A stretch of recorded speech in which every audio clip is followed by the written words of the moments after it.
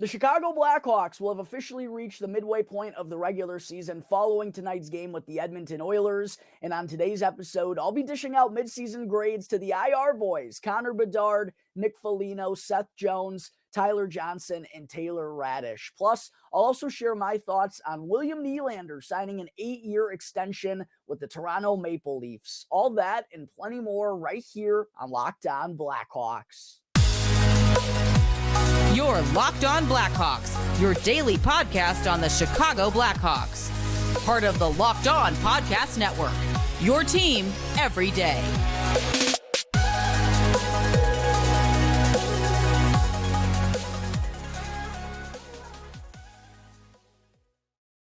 What's going on, everyone? Welcome on into another episode of Locked On Blackhawks, part of the Locked On Podcast Network, your team every day. As always, I'm your host, Jack Bushman. Can go and give me a follow on X at Jack Bushman2. And also make sure to go and follow my Strictly Blackhawks account at Talkin' Hockey, as that account is closing in on 4,000 followers. Greatly appreciate all of the support. And also, by following that account, you can get the latest Blackhawks news and updates. And also, if you like what you're listening to, like what you're watching on today's show, please make sure to go and help me out by hitting the like button, commenting down below, and subscribing for Celebrini, which is the new motto I have here on the channel. Make sure to take care of all of that real quick. It won't cost you anything. It's 100% free and really does help me out tremendously. And also, today's episode of Locked On Blackhawks is sponsored by GameTime. Make sure to go and download the GameTime app right now. And when you do, use the promo code LOCKEDONNHL in all caps to get $20 off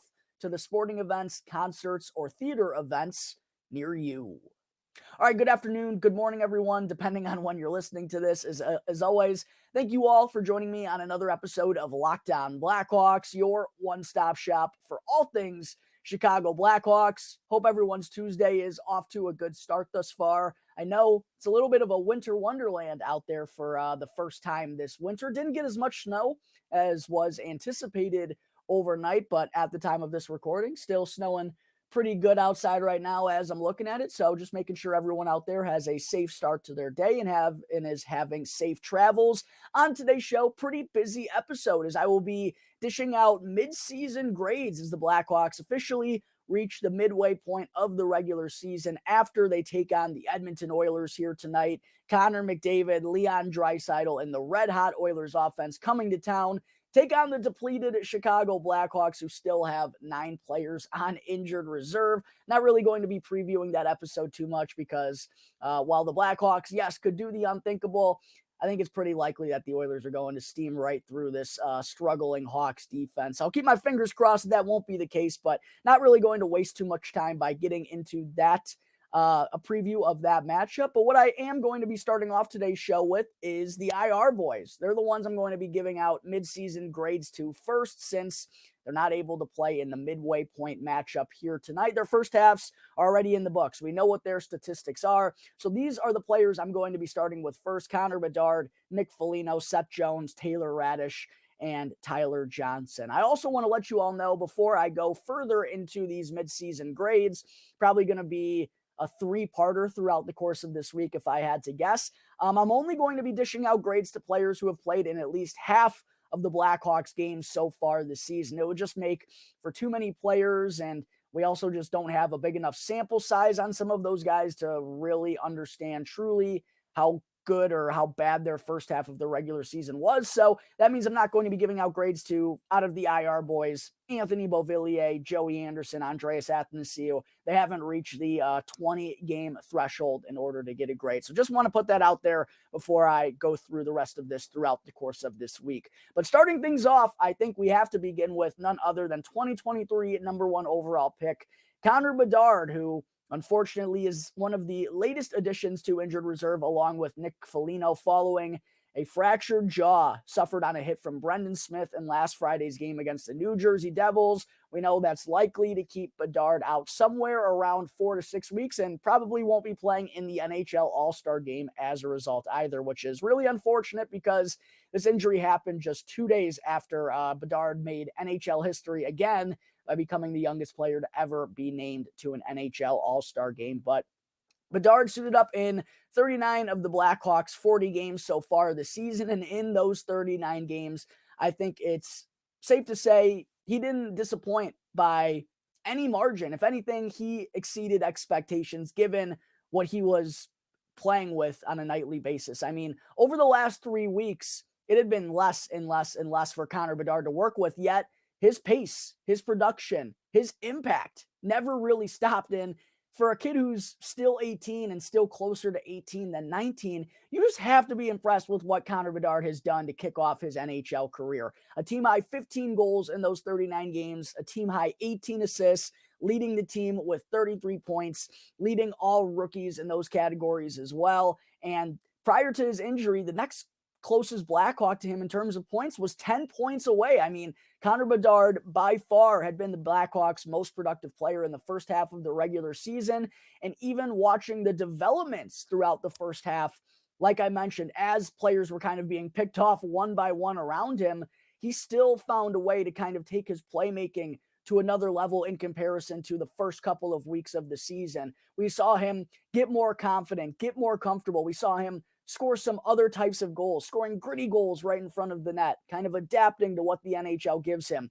We saw him score the Michigan goal, a beauty against the St. Louis Blues, a highlight reel goal against the Edmonton Oilers, the overtime winner against the Winnipeg Jets, in which he called his own number, walked right down Broadway, and beat Connor Hellebuck, one of the best goalies in the NHL, with a wrister. There were so many great Bedard moments, and we're only getting a drop of the barrel. This is just the beginning from this kid with no help. At 18 years of age, Connor Bedard is still darn near a point per game player. Really impressive stuff. What I also think is impressive is he was doing most of this at even strength. Out of his 15 goals, only one came on the power play.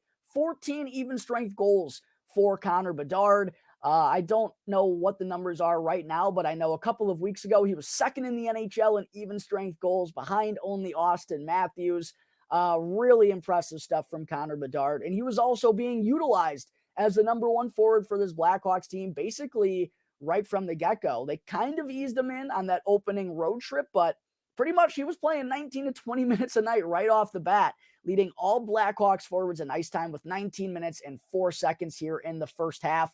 The one real knock you could have on Connor Bedard is he only won 40.1% of his faceoffs, which as an 18-year-old, that was undersized 18-year-old, that was kind of to be expected. And I also wanted just to, for reference, go back and look at what Connor McDavid did in the faceoff dot during his rookie season. He only won 41.2% of his draws as a rookie. So Bedard at 40.1% shouldn't cause too much concern to any Blackhawks fans. It's just one of those things where it takes time, and the more reps and the more experience you get, then you start to kind of show signs of progress and start to get better in those areas. So really, from all accounts, I think this has to be a smashing success of a first half for Connor Bedard.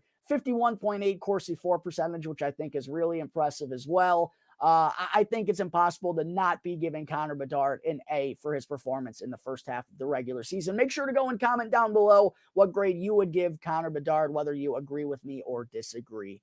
Next, we have 29-year-old defenseman Seth Jones, who, believe it or not, is already in his 11th NHL campaign.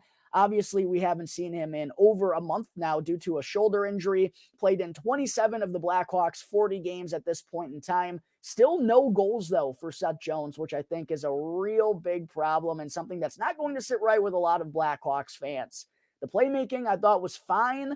11 assists in 27 games. That's actually, those 11 assists are still third on the Blackhawks right now, and his 11 points is seventh on the team as well, despite missing 1 month. But I think this first half is still disappointing for Seth Jones because he didn't find the back of the net. And that's because my expectation for him going into this first half was that he was really going to benefit from getting a lot of ice time with a guy like Connor Bedard, who's going to draw so much attention because of his shot and also his creativity. I really thought that was going to open up avenues for Seth Jones from the blue line, and that just really hasn't been the case thus far. The one thing I will say is at the time of his injury, Jones had registered 60 shots on goal in those 27 games, and that was the most by anyone in the NHL who had still yet to find the back of the net. So it wasn't due to a lack of effort. Seth was still getting his shots through, but finding the back of the net was a whole different problem of his. So I think it has to be a little underwhelming of a first half based on what we know Seth Jones can do offensively.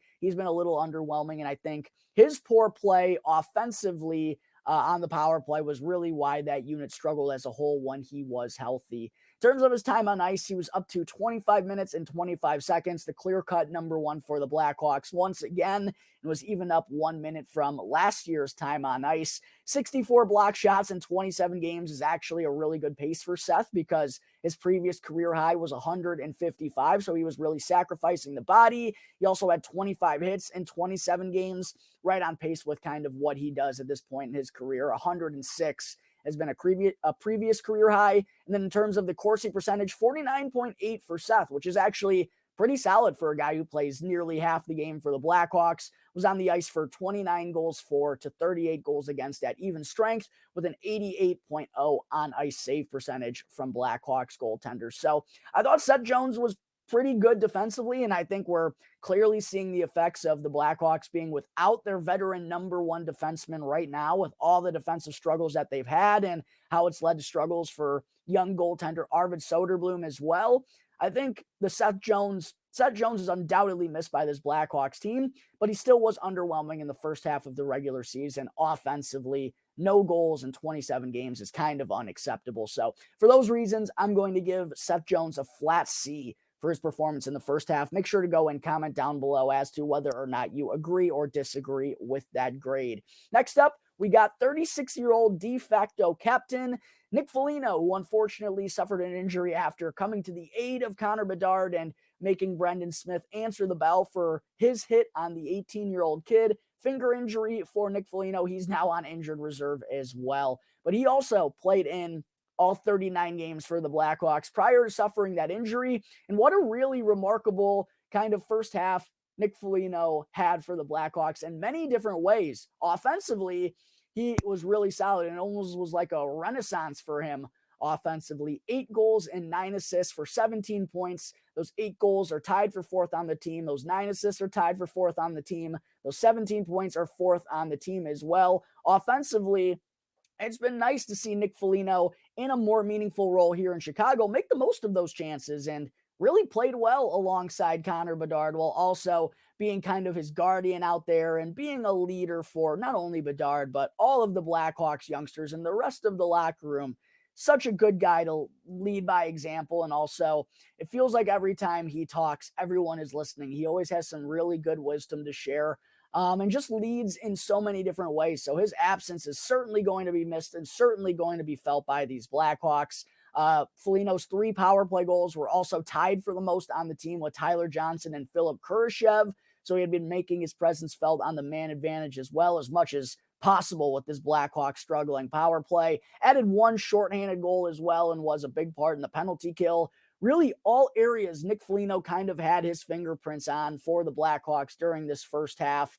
Shot 11%, which is right on par with his career average. 17 minutes and 32 seconds of time on ice is the most that he's gotten since 2020-2021 with the Columbus Blue Jackets, ranking 3rd among all Blackhawks forwards. In terms of hits, he's got 84, and he had 147 in the year prior. So the physicality's up a little bit as well. In terms of the analytics, Corsi for percentage, 44.3% for Foligno on the ice for 36 goals for to 43 goals against. Offensively, what he's been able to do on and off the ice, I think kind of like Connor Bedard. I don't know how we don't give Nick Foligno an A. So much respect given his way for everything that he's done since arriving here. And because of the impact that he's had on this team, I know we don't see it in the standings, but I really do wonder if there is an extension coming for Nick Foligno because it seems like he's enjoying his time here in Chicago, at least so it seems. Seems like he's got a really good relationship with Connor Bedard, like that father-son relationship like I've been joking about all year long.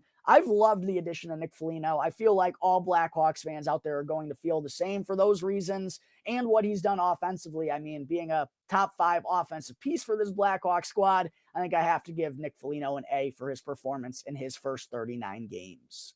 All right, there are my first midseason grades that I'll be dishing out. Coming up in just a moment, I'll pick up right where I left off, starting with forward Tyler Johnson. But first, I got to talk to you all about GameTime. You shouldn't have to worry when you're buying tickets to your next big event, and GameTime is the fast and easy way for you to buy tickets to all the sports, music, comedy, and theater events near you. And I personally have been using GameTime for probably close to a decade now, since I was back in high school watching legends like Jonathan Taves, Patrick Kane, Brent Seabrook, Duncan Keith down at the United Center. Whenever I'm going to a sports game, doesn't matter if I'm in Chicago trying to see the Blackhawks or the Cubs, or out in another city trying to see a sports game, or trying to go and see a concert, I always make sure to check GameTime first, because it's the fastest, cheapest, and easiest way for you to find all your tickets. Plus, I love how they send you a picture of your seat so you know exactly what to expect when you're arriving. I highly recommend you all go and download the GameTime app right now. And when you do, make sure to use the promo code LOCKEDONNHL in all caps. That way, you can get $20 off with your first purchase. Yes, you heard me right. You can get $20 off to come see Connor Bedard at the United Center this season. All you have to do is download the GameTime app, create an account, and use the promo code LOCKEDONNHL in all caps. Last minute tickets, lowest price, guaranteed. GameTime. Back here on the Locked On Blackhawks podcast, the Blackhawks take on Connor McDavid, Leon Draisaitl, and the Edmonton Oilers here tonight at 7:30 p.m. Central Time. It's the second meeting between these two teams in the past month, and you can catch all of the Blackhawks' hometown broadcast with SiriusXM on the SXM app. All you have to do is search Blackhawks. All right, segment 2, picking up where I left off. We got 2 more IR boys to get through here. First is none other than 33-year-old two-time Stanley Cup champion. This is going to make me think. I think he's a 2-time Stanley Cup champion. Regardless, it's Tyler Johnson, who's played in 35 of the first 39 games for the Blackhawks this season. Played in all 35 before suffering a foot injury, which has led to him being in a boot here as of late. No real update as to his injury timeline, but getting into his numbers in those 35 games, Tyler Johnson recorded 9 goals and 4 assists for 13 points, and those 9 goals are good for third on the Blackhawks currently, and a nice uptick from what Johnson had last season, where he only potted 12 goals in 56 games. So nice to see the goal scoring go up, but at the same point in time, the playmaking numbers have really been down for Johnson this season, and that's probably a result of the Blackhawks offense really just struggling as a whole, and he's kind of been not in a consistent spot and probably played more third line minutes than he's gotten in the past. So only 4 assists in 35 games for Tyler Johnson. He had 20 in 56 last year. So those numbers, are down a little bit. And then those 13 points currently T5 on the Blackhawks. 3 power play goals, though, for Tyler Johnson. That's been nice to see, as he's been doing a good job with his net front presence role and right there out in the bumper. Tied for Nick Foligno and Philip Kurashev. 6 of his goals have come from the even strength method. One thing that stood out, 15.5 shooting percentage from Tyler Johnson. Maybe a little bit of an outlier, but nice to see him scoring at a high clip. The one problem with that is he only has 58 shots on goal in those 35 games, so not rifling them at opposing goaltenders at a very high clip. And when you're shooting 15.5%, you got some good puck luck going for you this season. I would like to see Tyler Johnson, whenever he returns, try to fire the biscuit a little bit more. In terms of his time on ice, averaging 15 minutes and 13 seconds, as I mentioned, probably playing a little bit more third line minutes than he was last year when he averaged 16 minutes and 34 seconds. His face-off win percentage is 42.4%, but hasn't really been utilized as a center since coming to Chicago, so don't think that should really be held against him. And then in terms of the Corsi for percentage, 46.7% for Johnson. Not bad. On the ice, though, for only 16 goals for at 5-on-5 to 25 against, and with a 90.5 on-ice save percentage. That's one of the best that I've seen out of any Blackhawks, so no real excuse for him to be on the ice for that many more goals against than goals for, especially when he has a very high shooting percentage. But like to see Johnson providing some help in the goal scoring categories. That's really what he's here to do. And also to be one of those veteran leaders in the locker room. That's another big loss for the Blackhawks, to not have him around. Basically anyone with veteran leadership, it seems, is hurt at this point in time. But all things considered for Tyler Johnson, probably going to give him a a B. I'm going with flat grades here. I'd probably give him a B- if I could be a little bit more picky, but I'm going to give Tyler Johnson just a flat B for his performance in the first half. Go and comment down below what you think Johnson deserves. And last but not least, out of the IR boys, before I get into part 2 tomorrow, we got Taylor Raddysh, who has been one of the more underwhelming Blackhawks here in the first half. Like Tyler Johnson, played in 35 games, only had 5 goals and 5 assists for 10 points, though. And if you all remember correctly, Tyler Johnson hit the 20-goal plateau last year for the first time in his NHL career, potting 20 goals in 78 games. For him to only have 5 in 35 this year, when it was such a meaningful season and a really good opportunity for him to build off of it and prove that he's not a one-hit wonder and can be a consistent 20, maybe 25 goal scorer in the NHL for the Blackhawks. That just hasn't been the case for him so far this year, and it's been really disappointing. As someone who has been super high on Taylor Raddysh since he arrived here, this was not the type of season that I envisioned him having. 5 assists as well in 35 games, down from 17 that he had in 78 last year. So the pace isn't on point for him either in that category. 10 points through his first 35 games. I know he's not the biggest playmaker, but when you're not finding the back of the net and also not contributing, despite playing mostly in a top 6 role all year long like he was last year, it's got to be a little bit discouraging. Only 1 power play goal as well for Taylor Raddysh, which was something that he really excelled at last year with a team high 7. He's also only shooting 8.8% compared to 15.5% last year. Yeah, I thought that was a little bit of an outlier, but I still thought, based on what we had seen, he could be a guy that could shoot in the double digits year after year. But not only is his shooting percentage down, he's only got 57 shots in 35 games. Like Tyler Johnson, not getting a whole lot of pucks at opposing goaltenders, so that's disappointing. And I said, he's still been playing basically a second-line role all year long for the Blackhawks. He averaged 16 minutes and 34 seconds of time on ice last year, only at 16 minutes and 12 seconds this year. It's basically the same, but the numbers have just taken a massive dip in production. And even the hits are down for Taylor Raddysh this year as well. He's got 31 in 35 games. He had 82 hits in 78 games last year. So down a little bit in those categories. All across the board, it's down for Taylor Raddysh, man. And I was really hoping he was going to be building off of what he did last year. So for those reasons, man, I hate to be picky, but I'm going to give Taylor Raddysh a D for his performance so far in the first half of the season. Just severely underwhelming. Again, go and comment down below as to whether or not you feel the same about Taylor Raddysh's first half and what grade you would be giving him. All right, there is part 1 of my Chicago Blackhawks midseason grades coming up in just a moment. Don't go anywhere, Blackhawks fans, because I still have to get into my thoughts on William Nylander's extension and what it means for the Blackhawks next summer. But first, I got to talk to you all about FanDuel. I accidentally opened the wrong thing. I apologize here, folks. That's not right either.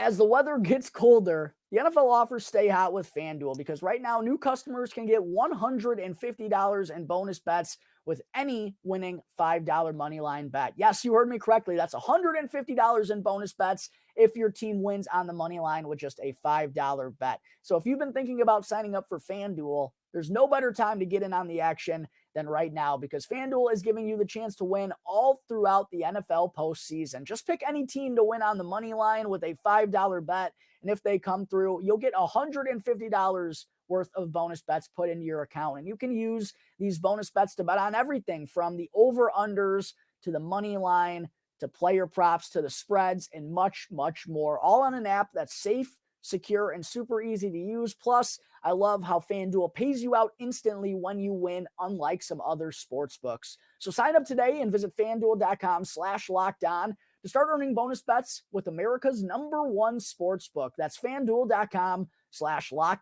FanDuel, an official partner of the National Football League. Back here on the Locked On Blackhawks podcast, part of the Locked On Podcast Network, your team every day. Make sure to smash the like button, comment down below, and subscribe for Celebrini if you haven't done so already. And also, make sure to go and check out the new Locked On Sports Today, because Locked On has launched the first ever national sports 24/7 streaming channel on YouTube. And Locked On Sports Today is here for you 24/7. Covering the top sports stories of the day with the local experts of Locked On, plus our national shows covering every league. Go to Locked On Sports Today on YouTube and subscribe to the first ever national sports 24/7 streaming channel. Segment 3, one thing I do have to talk about here real quick before I wrap things up is the announcement that came yesterday regarding Toronto Maple Leafs forward William Nylander, who officially signed an 8-year, $92 million extension with the club to remain a Leaf through the 2032 season, of course, meaning that he will not be hitting free agency next summer. And good for Willie. I mean, he's been an absolute monster over the last 3 years. We knew he was going to get his payday at some point, whether that was going to come from the Toronto Maple Leafs or whether that was going to come from another club via free agency. I was really hoping it was going to be the Chicago Blackhawks. Really hoping that the Hawks were going to get at least a run at either he or Austin Matthews, but both of them, of course, now locked in with the Toronto Maple Leafs, but does make things a whole lot interesting for Toronto in the summer of 2025 when both Mitch Marner and John Tavares are expected to come off of the books. But obviously, this means the Blackhawks cannot pursue William Nylander in free agency. It's going to be really interesting to see how that impacts Toronto. But as far as how it impacts the Blackhawks, it's just one more free agent we got to X off the list for next summer. And it is still a pretty intriguing free agent class, even without Nylander. One thing I will say, though, Blackhawks fans, I'm still more inclined for this team to spend in the summer of 2025. I think that is going to be hands down one of the best free agent classes we've ever seen. So I do think the Blackhawks are going to be active next year in free agency, but we've also heard Kyle Davidson say they might not be too aggressive, and I wouldn't completely disagree with that, but I do still think they have to at least make one noteworthy addition from this free agent class this summer. They have the money to do so, and Connor Bedard clearly needs some help. Out of the big fish, though, that are free agents this summer, these are the names that I've kind of compiled together that I think make the most sense. Steven Stamkos, Sam Reinhart, Jake Gensel, Teuvo Teravainen, Jonathan Marchessault, Tyler Toffoli, and Joe Pavelski. Those are the big guns that I think the Blackhawks should be eyeing the most, and I think they should be saying to themselves, we got to get at least one of these guys. I don't think any of them are really going to break the bank too much. I guess you could say Jake Gensel could theoretically break the bank, but Sam Reinhart is going to break the bank as well, probably coming off the big year that he's having. But I think the Blackhawks are certainly going to be able to afford one of these pieces. I really don't think they're going to go and get a aging Steven Stamkos. That doesn't seem all that likely to me, right? I don't personally think Jonathan Marchessault exactly matches up with what they're trying to do. Teuvo Teravainen, if they can go out and try and recoup him, man, I think that would be a very big ad for the Blackhawks. Tyler Toffoli, I think, is someone who could be a very good second-line goal-scoring piece along with Connor Bedard as well. So there are a lot of interesting options out there. Joe Pavelski is probably a little bit too old for my liking, but I think those are the big fish that the Blackhawks should be eyeing this free agency. And if they don't go and get one of those guys, there's still a pretty good group of players below them. There is a pretty sizable gap in terms of the player qualities, but still some pretty solid players here. Matt Duchene, Max Pacioretty, Max Domi, Victor Arvidsson, Elias Lindholm, Noah Hannafin, Jordan Eberle, Patrick Kane. No, I don't see Patrick Kane happening, but at the very least, the Blackhawks have to go get one of these guys from this next group. Max Domi would be a really interesting one. We know the Blackhawks front office really liked him in his time here, and Domi really enjoyed his time in Chicago and playing for Luke Richardson again. So I don't think we could rule that out. I think Victor Arvidsson is a very interesting one as well. A guy with good goal scoring, plays a simple game, likes to get pucks on the net. But regardless, the 2024 free agent class is notable enough where the Blackhawks have to at least make one splash. They just have the money. There's the need for them to add to this forward group. So even without William Nylander, there are still some pretty good names for the Blackhawks to go out and get. Obviously, as that inches closer, we'll have a better idea of exactly what type of player and who they're likely to add. So I'll make sure to be sticking up with this until the summer hits. But those are the players right here, right now, out of the 2024 free agent class that are catching my eyeballs for the Blackhawks this summer. All right, that is going to wrap up today's episode of Locked On Blackhawks. As always, thank you all again for tuning into the show, and be sure to go and follow Locked On Blackhawks for free right now, wherever you may be listening to your podcast, and to go and subscribe to Locked On Blackhawks on YouTube. And that way you can get the latest episode as soon as it becomes available each and every day. Again, I'm your host, Jack Bushman. Do me a favor, go and give me a follow on X at Jack Bushman2, and also make sure to go and follow my strictly Blackhawks account at Talkin' Hockey, as that is nearing 4,000 subscribers, and that way you can get the latest episode as soon as it becomes available each and every day. So until tomorrow's episode, everyone have a safe rest of your afternoon. Go Hawks. Maybe we can shock the world and beat the Oilers tonight. That's going to do it here for the Locked On Blackhawks podcast, part of the Locked On Podcast Network, your team every day.